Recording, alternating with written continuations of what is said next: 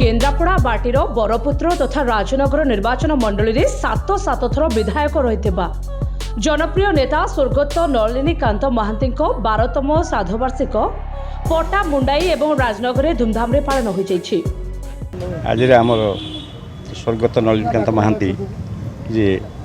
विजु बाबू तत्कालीन एकांत आनुगत्य थे ओडिशार गोटे चर्चित नाम थे सी आम केन्द्रापड़ा जिला ओडिशार गोटे अद्वितीय नेता थे सी आज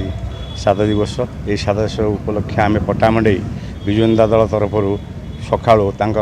परमात्मा सतगति निमंते आम रामधन कैसेट रामधन ध्वनि बुलूची पटामुंडई सारा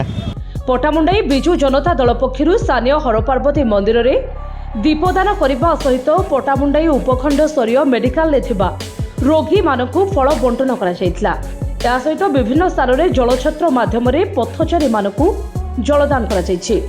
नलिनी महांती सुपुत्र तथा बीजेडी सांसद प्रार्थी अंशुमान महांती एवं विधायक प्रार्थी ध्रुव साहू उपस्थित थिबा बेले राजनगर एवं पटामुंडाईर शताधिक कर्मी उपस्थित रही स्वर्गत नलिनीकांत महांती प्रतिमूर्ति में पुष्पमाल्य अर्पण करथिले। आज कार्यक्रम आमर